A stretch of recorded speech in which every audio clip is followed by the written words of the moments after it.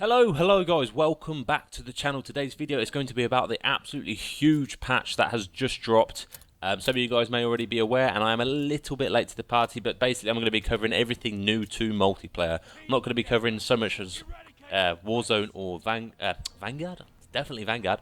Zombies is concerned, but I'm basically going to be delving into the changes they have made and are due to make, including weapon balances, new weapons, some competitive rule set changes which you guys might be interested in for those of you who follow my competitive side of the channel, so on and so forth. So, as I say, won't be covering Warzone, unfortunately, nor Zombies.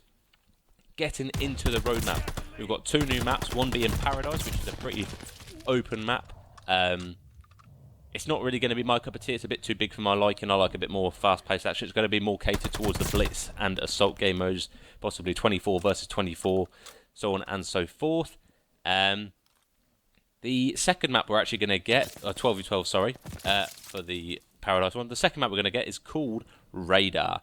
Now, for those of you who don't know, this is a map based loosely on Dome from Modern Warfare 3, which is a very tight, small map, perfect for dropping those Moabs, which are the V2 of the day. So hopefully I should be able to post some V2 rocket gameplay of this map in the due course. That's actually what's on in the background at the moment, a bit of Radar, so hopefully you're enjoying it. Have a look at it, see what you think. It's not an exact replica of Dome, and there are some bits they have changed, but you'll see that in the video going on in the background as I shoot some bots. Unfortunately, I didn't get any gameplay on the actual map because it wasn't available at the time of recording. We've got a new mode, Control. I'll go into this a little bit more deeper, but Control is going to be the new mode. It's been leaked as well that it's going to be competitive, so it's going to be third competitive mode.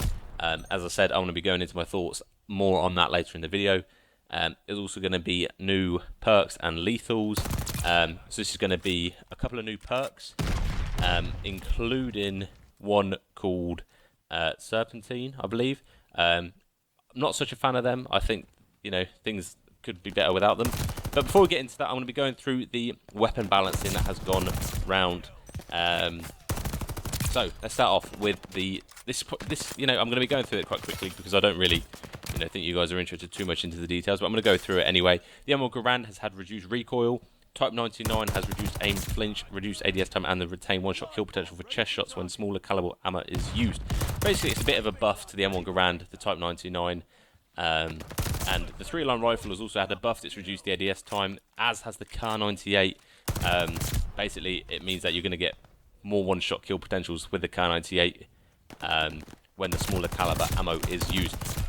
Basically, I think the general consensus here is that there hasn't been enough people using the M1 Garand, the TAC rifles and the snipers, which I completely agree. Why? Because they're not that good. So this has increased the chance of people using it, thankfully.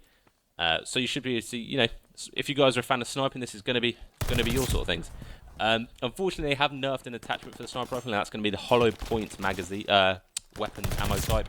They've essentially just made it reduce the range, which is, it's not the worst thing in the world. But overall, snipers and marksman rifles are going to be getting a lovely buff. Shotguns. Now, what they have done is, unfortunately for the buck and slugs, they have slightly nerfed / buffed it. So they've reduced the ADS speed penalty, which means you're going to be able to ADS slightly faster with a buck and slugs attachment with the shotguns. However, they have reduced the headshot multiplier, which means you're less likely to get a one-hit headshot when you hit them in the head. They've also dealt with the birdshot. Again, reduced headshot multiplier, probably for the same reason. People were getting one-shot heads far too much at a certain range. That's going to be it for the weapon balancing. As I said, I'm going to be leaving all of the patch notes down in the description below, so feel free to check that out if you want to go back and look over anything I've already commented on. Let's get straight back into other changes they have made. They've added custom mods, so essentially if you've made an absolutely sweaty MP40 class, you're going to be able to save that so that you can, just use it as a variant when you go back into it, which was the same thing. I don't know whether Cold War had it. I don't think Cold War had it, but MW had it, and it saved a lot of time, especially creating classes between private match and pubs. They've also adjusted the camera position when selecting specific weapons or attachments. So basically, there were people reporting that the weapon preview was cut off for a handful of attachments, which isn't good, obviously, but it's just a quality of life fix. They've changed combat shields. I don't know how many of my viewers use combat shields, but they're now displaying the correct skin when they're on the back. Previously, if you had like a nice camo on your riot shield and you put it to the back, you know, you had your other gun out, it'd display the wrong skin. They've increased the XP gain rate for sniper rifles. So again, for those of you who are well into your snipers, this will be huge for you. And they've also amended the 3-line rifle bloodthirsty challenges to be changed to prone challenge. So you're going to be able to get your gold 3-line rifle a lot easier. They've also helped with regards to the visibility of the mortar barrage, which is absolutely huge for those of you who play pubs. If anyone called in a mortar barrage on a map, there was smoke everywhere. It was an absolute chaos, but that's been fixed. Firebomb and run. They've changed some bits with the kill streak. They've made it a little bit nicer. But yeah, nothing too important. But as I say, I'm going to leave the patch notes down in the description if you guys want to check it out yourself. They fixed the dead drop bug, where essentially you would use you could absolutely abuse it, so that's good to hear. The other things regarding field upgrades, with the Goliath, they made it easier to determine if a deployed Goliath is friendly or not, because previously you never knew, if there was a Goliath on the field, there was no way of knowing essentially if it was yours or the enemy's, so that's nice that they've fixed that. Yeah, they've also fixed a couple of things within the map. So Demiansk, Oasis, Tuscan, Numa, and Shipment. And they've sort of stopped people being able to spawn outside the map or get under the map and things like that, so that's absolutely nice that they're on top of that. They've also changed a nice little addition actually in the menus, where people will now see a warning when equipping a 2 double XP token while a double XP event is going. So essentially it will say, there's already double XP, don't use a token, it'll waste your money. Or, waste a token. Finally, they have improved the stability when connecting to lobbies. And they've also reduced the server snapshot area, which is essentially where you get dev error on certain maps as well. So hopefully, connection's going to be a bit more stable. Stable? What am I saying? A bit more stable going into games. So hopefully that high latency won't be pinging up on the left in lovely orange as it does currently. They've also made some fixes with regards to the campaign, but obviously I'm not going to be covering that. And they've introduced a couple new guns. So going with the guns they've introduced, it's going to be the Cooper Carbine, which is essentially a bit like a Tommy gun. Pretty nice. I'm using it in the gameplay in the background, as well as the Gorenko anti-tank rifle. This reminds me a bit of the PTRS. It hits hard, does a lot of damage. Generally, it looks like a fun gun to use, another sniper to use.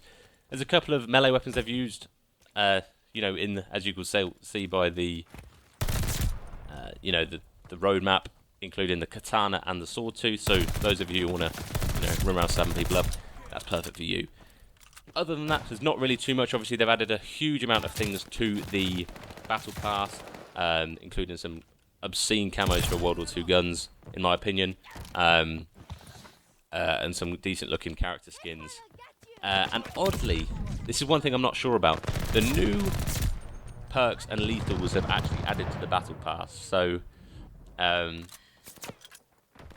I'm not sure how I feel about that. The new lethal apparently is an absolute shit show to use. It's, like a buffed thermite and Molotov, so that's going to be fun for those of you who are a fan of that. And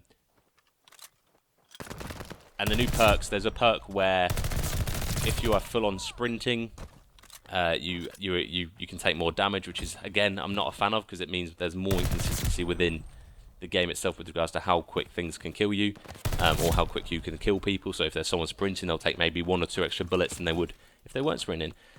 It's just going to be, hopefully there's a visual thing for you to be able to see that, they're sprinting, they're going to take more damage, like a little juggernaut symbol, for example. Yeah, I mean, none of these things are going to be in competitive, thankfully. Including the extra lethal we got there. Now, talking about competitive, this brings me nicely onto Control.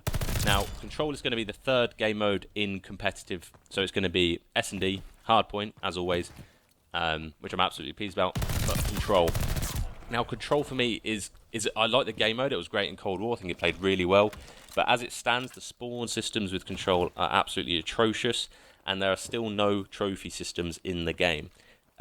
This essentially means that if you're on a point defending or attacking, you've got no protection from grenades other than the perk that reduces the damage for nades.